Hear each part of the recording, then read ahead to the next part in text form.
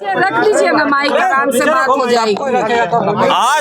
आज का जो दिन है वो काला दिवस के रूप में जाना जाएगा। इस सदन में यार आप लोग कोई भी आदमी और कहिए फैल जाए हम लोग काहे पे चैन है। अरे माइक नीचे कर दो। ऐसे में कुछ होता है। आज का दिन लोकतंत्र के लिए काला दिन माना जाएगा। आज जो यह सदन में हुआ, लोकतंत्र के मंदिर में हुआ लोकतंत्र की हत्या, यह अभूतपूर्व है। आपने आज तक ऐसा नहीं देखा होगा कि आचार समिति में फर्जी मामला बनाकर इस तरह से किसी भी सदस्य की सदस्यता ले ली जाए। आपने यह भी देखा होगा कि अगले को अपना पक्ष रखने का मौका भी नहीं दिया गया। ये पटकथा दिनांक 19 अप्रैल 24 को एक अन्य मार्ग में माननीय बिहार के मुख्यमंत्री नीतीश कुमार के नेतृत्व में बन चुका था। उनका साफ कहना था कि भाई सुनील कुमार सिंह जो भ्रष्टाचार की बात उठाता है, किसान की बात उठाता है, मजदूर की बात उठाता है, रोजगार की बात उठाता है, उसकी सदस्यता चाहे नियम विरुद्ध हो आपको ले लेना है। और इसके लिए दो व्यक्ति को यह कार्य सौंपा गया। एक को लोभ दिया गया कि भाई आपको उप सभापति बनाया जाएगा और एक को लोकसभा का टिकट देने का प्रलोभन दिया गया। और इस प्रलोभन के दबाव में सारा कुकर्म कराया गया उन लोगों से।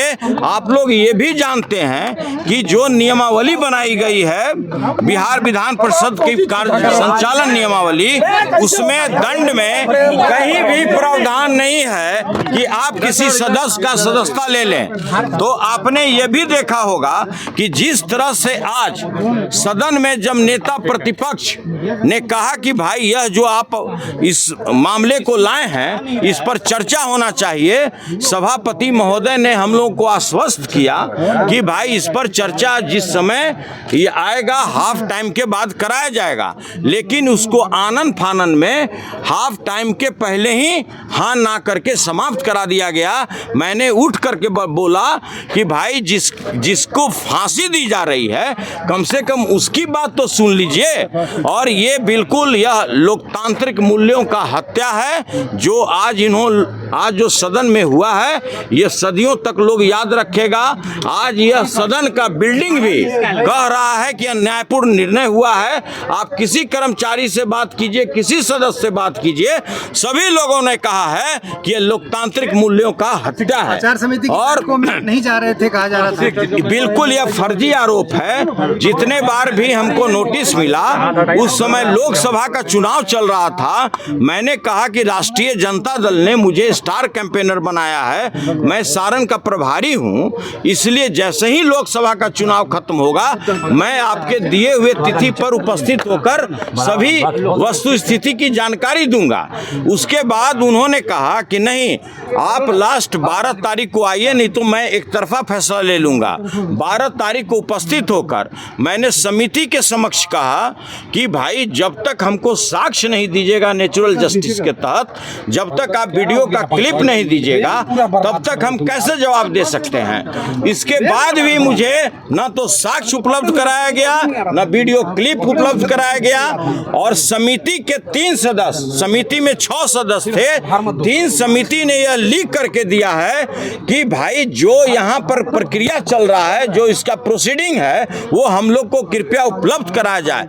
जो कमेटी के सदस्य थे यह निर्णय क्या हो रहा है एक तरफा, उन लोग को भी उपलब्ध नहीं कराई गई। उन लोगों ने भी लिखित रूप से सभापति को दिया है। इतना ही नहीं, आपने ये भी देखा होगा कि कहीं भी दंड में, कहीं भी उसमें निष्कासन का और किसी भी तरह का सदस्यता उसका लेने का कोई प्रावधान नहीं है। इसमें दंड में स्पष्ट लिखा हुआ है। लेकिन इस तरह से गैर कानूनी कार्य करके नीतीश कुमार जी के दबाव में आप अच्छी तरह जानते हैं कि जिस तरह से यहाँ भ्रष्टाचार व्याप्त है, लगातार हमारी राष्ट्रीय जनता दल यह मामले को को सदन में उठाती थी, हम लोग इस मामले को उठाते थे और इसी का खामियाजा हमें भुगतना पड़ा। कार्रवाई होना चाहिए था बिहार के माननीय मुख्यमंत्री नीतीश कुमार पर, जिन्होंने लगातार हमें बर्बाद करने की धमकी दी।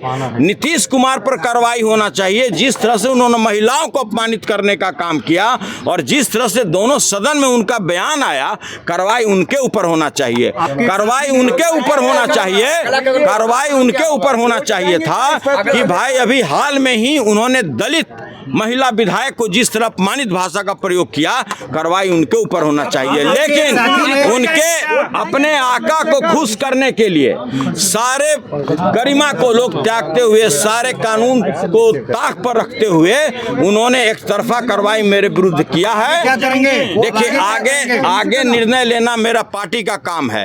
राष्ट्रीय जनता दल के राष्ट्रीय अध्यक्ष आदरणीय लालू प्रसाद जी ने सदन में गरीबों की बात रखने के लिए, अल्पसंख्यकों की बात रखने के लिए, किसानों की बात रखने के लिए हमको भेजा था और हम लोग 100% उस मामले को उठाते रहे, भ्रष्टाचार पर बात करते रहे। कोई ऐसा जिला नहीं है, कोई ऐसा अनुमंडल नहीं, कोई ऐसा प्रखंड नहीं जहां बगैर रिश्वत का कार्य होता था। साथी ने माफी मांग लिया, आप भी क्या माफी मांगने कहा? देखिए, माफी मांगना चाहिए माननीय नीतीश कुमार को कि उन्होंने अपराध किया है, उन्होंने गलत आचरण किया है। वो लगातार सदस्यों को बर्बाद करने की धमकी देते रहे। हम लोगों ने कभी भी जो विधान परिषद की जो प्रक्रिया और कार्य संचालन नियमावली है उसके प्रतिकूल हमने कभी कोई कार्य नहीं किया है। सभी लोग जानते हैं, हम लोग जनहित के मुद्दा उठाते थे जो माननीय मुख्यमंत्री जी को नागवार गुजरता था। माननीय मुख्यमंत्री वापस हो गया है। माननीय मुख्यमंत्री जी के दबाव पर सारी कार्रवाई की जा रही थी और इसकी पटकथा मैंने पहले भी कहा है कि 19 अप्रैल को ही तैयार कर दी गई थी एक अन्य मार्ग में। उसके अलावा देश में अगर वेल में आकर के न्यायपूर्ण तरीके से, संसदीय तरीके से अगर अपनी मांग को रख रहा है, किसानों की मांग को रख रहा है, जो बेरोजगार युवक है उसकी मांग रख रहा है और उसकी सदस्यता खत्म कर दी जा रही है। मिमिक्री करने का भी है, नीतीश कुमार की मिमिक्री कर रहे हैं। बिल्कुल फर्जी आरोप है। अगर मिमिक्री आप कभी भी, आप लोग मीडिया वाले हैं, आप लोग भी जब कार्य संचालन होता है तो उस समय आप लोग भी उपलब्ध होते हैं। कभी भी वीडियो निकाल लीजिए कि क्या डॉक्टर सुनील कुमार सिंह ने कभी मिमिक्री की, और यदि मिमिक्री करता भी तो वो भी अपराध नहीं है, वो भी अपराध के श्रेणी में नहीं है कि कोई किसी की मिमिक्री करे और उसकी आप सदस्यता ले लें। आप लोग जानते हैं कि भारत के माननीय प्रधानमंत्री जी भी किसी की मिमिक्री किए लेकिन उनकी सदस्यता नहीं गई। यह बिल्कुल फर्जी है, यह आरोप फर्जी है, यह आरोप फर्जी है और ये लोग डिटरमाइंड थे। पटकथा पहले से तैयार था और इसमें जिस तरह का आरोप लगाए गए हैं, कहीं दूर दूर तक मेरे ऊपर आरोप साबित नहीं होता है। देखिए, किसी व्यक्ति को अगर आपने सदन से निकाल दिया तो आप सड़क से नहीं हटा सकते हैं। मेरा आवाज सड़क पर से ऐसा लागू होगा जो नीतीश कुमार के कान को भेदते उनके दिमाग तक जाएगा। ये समाजवादी चोला में देश में इतना बड़ा भ्रष्टाचारी नेता कोई नहीं है माननीय नीतीश कुमार जैसा। माननीय नीतीश कुमार जैसा महिलाओं को अपमानित करने वाला नेता इस देश में कोई पैदा नहीं हुआ है। माननीय नीतीश कुमार जैसा नेता जो सदन में प्रत्येक सदस्य को डराता हो, कहता हो कि दबाव देंगे तुम बर्बाद हो जाएगा, ऐसा नेता आपने नहीं देखा होगा। कोर्ट जाएंगे तो यह निर्णय कोर्ट जाएंगे कि नहीं जाएंगे, यह निर्णय लेना पार्टी का काम है। हमारी राष्ट्रीय जनता दल राष्ट्रीय अध्यक्ष आदरणीय लालू प्रसाद जी, तेजस्वी यादव जी निर्णय लेंगे कि आगे हमको क्या करना है।